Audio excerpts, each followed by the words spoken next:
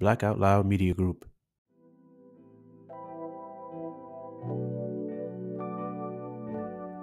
Welcome back to another episode of the Brown Sugar Cafe podcast, the place where poetry meets conversation. I'm your host, Terrence P. Elmore, and before we get into today's topic, make sure you hit that plus sign so you don't miss an episode. Also, please subscribe to my blog, thebrownssugarcafe.blog, and if you find any value in this episode or any other episodes, make sure you leave a heartfelt review. So with that being said, let's get to it.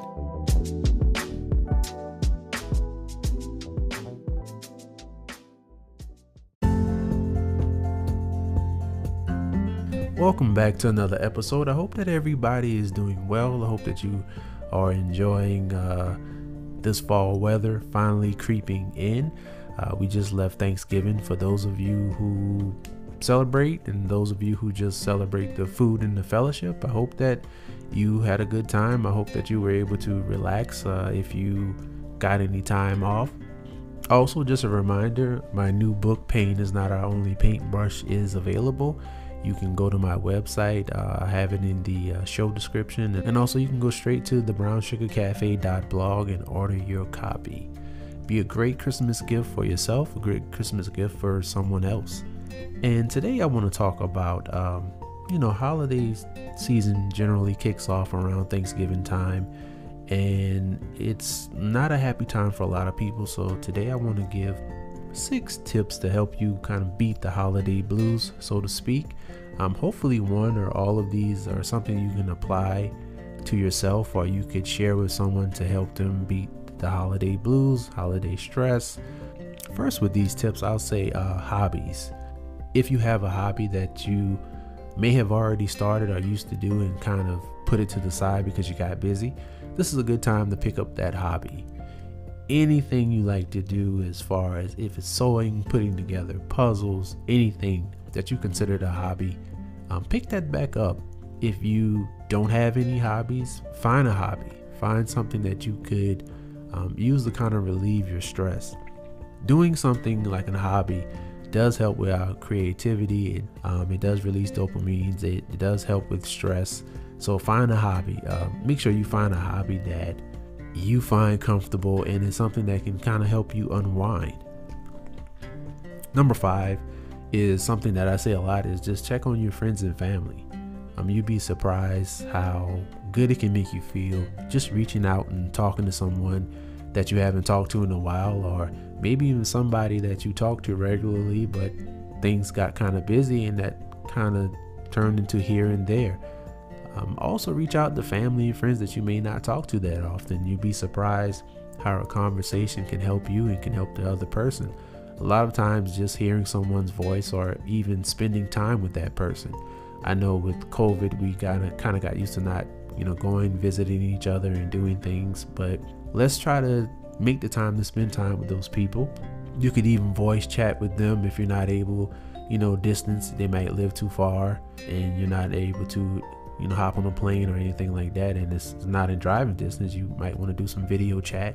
It'd be good to see their face, and it'd be good for you to let them see your face. So think about that. Like, let's try to spend more time with our family and friends and reach out to them. And if you're going through some things, if you have a family member or a friend or somebody that you trust that you can talk to about your issues, reach out to them and let them know what's going on with you. They may be going through something similar, or you'd be surprised they would have some sort of suggestion for you to help you get out of that funk. Talking to friends and family really helps us to stay grounded. It's a reminder of how important we are and how we're needed. It helps to get things in perspective. A lot of times we may start to, have conversations with ourselves and try to convince ourselves that we aren't good enough, we aren't worthy, we aren't doing what we need to do per se. Just a lot of negative things that we can tell ourselves, and talking to someone who actually knows us can get us right back on track and be like, hey, what are you talking about? Like, that's not you. Sometimes these thoughts creep in, especially around this time of year. So I want us to just reach out to people, especially those of our friends and family who've lost loved ones recently or at all. The holiday season can be tough for them because that person who they're used to spending the holidays with aren't around. So keep that in mind. Number 4, self-care. Self-care is very important. I did a post the other day that, self-care seems to be or sound cliche, but it's not. It's very important. And self-care is not always going to the spa or going to the barbershop or hairdresser. Self-care is pretty much doing something that you like, whether it be watching your favorite TV show, watching your favorite movie. If you're into holiday movies, there are a ton of movies available that you can watch. That could be a part of self-care. Gardening, well, depending on where you live, not so much gardening, or just relaxing, just sitting down and relaxing. That could be self-care, but most importantly, you have to discover and find out what self-care looks like for you and make time for that. That brings me to my next tip, which is cleaning up and decluttering. If you're the type of person who regularly does everything to keep the house functioning as far as cooking and cleaning, maybe look for help for those things. If you can afford to find someone to you can actually pay to have someone clean or have someone cook, or a personal chef if you have it like that. But if you're the person who's normally doing these things, part of self-care could be finding someone else to do it. I know a lot of people who enjoy cooking and cleaning, so if that's your thing and if that's part of self-care for you, then by all means, please continue to do that. But declutter, that's an important part of cleaning as well. I know sometimes we have things piling up, but it's a lot of things that we have that we don't necessarily need, especially clothes and shoes. There are some things we have in our closets that we should be giving away, especially this time of year when it's cold. Jackets, I think I've gotten rid of all of my extra coats and things that I don't wear, but I'm still going to go through and see if I can find those. But find a local shelter and donate your long sleeve, even if you have some t-shirts, but jackets and coats and things like that. And also, when you're dropping off clothes to these shelters, make sure to purchase like a pack of socks. A lot of times those things aren't donated to shelters. People don't think about that, but donate some socks. Make sure you go through your clothes. There could also be family members that you have that may need these things, so that ties in back to number 5, and checking on your friends and family. They may need some things that you have, some clothes that you can give to them, but you won't know unless you reach out and talk to them. So make sure you declutter, make sure you clean up. Being in a cluttered space, it also affects our brains. We don't think about it, but it affects our thinking. It's hard to think about things when you're in a cluttered situation. It also kind of clutters our minds. You may be hearing this and saying, well, things may be cluttered, but at least I know where they are. You can find ways to organize the things that you have and make it look neat, at least, or put it in a way that you can kind of catalog it.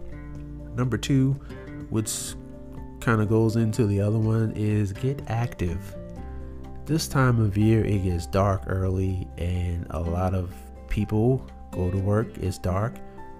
When they come home, it's dark, and they really don't get to enjoy the sunlight pretty much until the weekend. So I know it's cold outside, but if you're one of those people, when it's dark on the way to work and it's dark on the way from work, get outside during the day a couple of minutes and just enjoy some sunshine.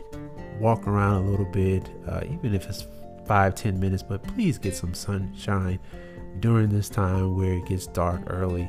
That will help you a lot. You'd be surprised how good you feel by just getting some sunshine on your face. The end of the year is coming up, so we know that it'll be the time where people start with the New Year's resolutions about getting more active and getting into the gym. So I want to say start that now. Get into a routine now. Being active is really going to help you with your stress levels. It's really going to help you feel better. It's going to help you look better. So get active. I know it's cold, and a lot of people walk the neighborhood or walk the track when it's actually not as cold outside. Some people still do. They bundle up and go outside. But if you're one of those people that don't like being outside in the cold, find you some activities to do inside. There are apps, YouTube channels, and things you can watch with some exercise tips, things to do inside the house. So look into those. Please try to be active 30 minutes a day. If it's walking around the house, some sit-ups, some jumping jacks, squats, do something to get active. Just because it's cold outside doesn't mean you have to just snuggle up and don't do anything. Just try to be active. Like, this is the time of year, if you're looking for that summer body, this is the time of the year to kick that off, to start working out and get prepared for the summer. That's an incentive right there. And last but not least is prayer, meditation. If you pray about a situation, or you meditate on a situation, or sit with your thoughts on a situation, I choose prayer. That's just what I do. You can get so much clarity when you pray on something and you look for a response. And don't just pray, meditate, or sit with your thoughts. Pray for some clarity, find some clarity, and find some steps that'll help you get out of the funk. And you will be surprised how soon you find those answers. And it's going to take some work from us. Maybe you can pray, meditate, and sit with your thoughts on the first 5 tips that I gave you. You can find some clarity in that. But please make sure that you are taking care of yourselves and trying to find ways to beat the holiday blues. Use this information any time of the year, but I want you to not get into and fall into depressing thoughts and getting hard on yourself. And also, this time of year, a lot of people find themselves in stress because they're trying to purchase gifts for the holidays. And if you're having financial troubles, this is a bonus. If you're having financial troubles and you're not able to afford gifts like you usually are, you may have to, you should scale back. Something as simple as a $5-10 gift card giving someone is still a thought. Even if you can't afford that, you can buy a box of Christmas cards and give those out, and let the people know that this year is different for me. I can't really afford the gifts that I normally give, but this is coming from the heart. And that's something that I think should be important every time you give a gift, no matter when it is. It should come from the heart. It should be something that has meaning towards it.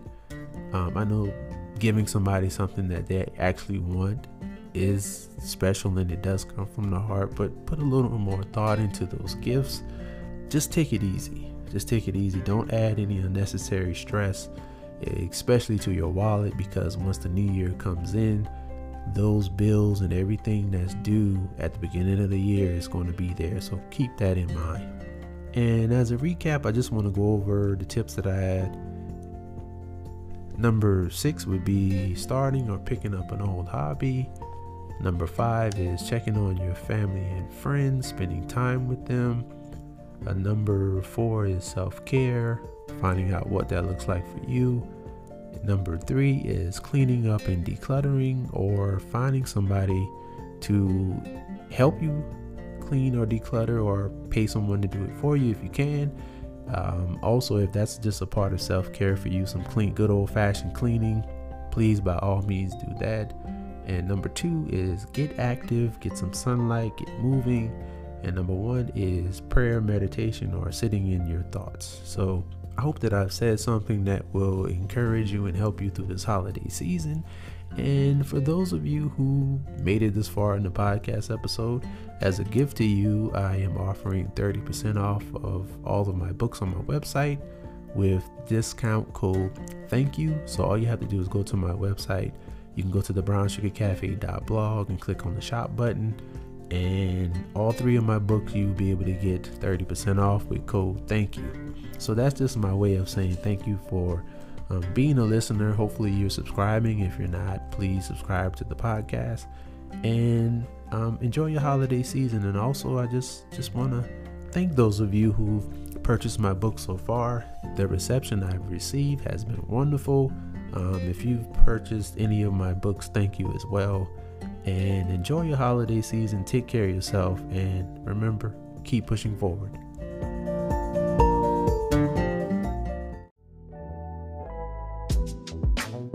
Thank you for tuning in to another episode of the Brown Sugar Cafe podcast. Once again, I'm your host, Terrence P. Elmore, and this is the place where poetry meets conversation.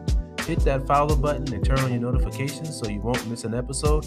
Check out my blog, thebrownsugarcafe.blog. Also connect with me on Instagram at thebrownsugarcafe. Hope you enjoyed this episode, and as always, remember, keep pushing forward.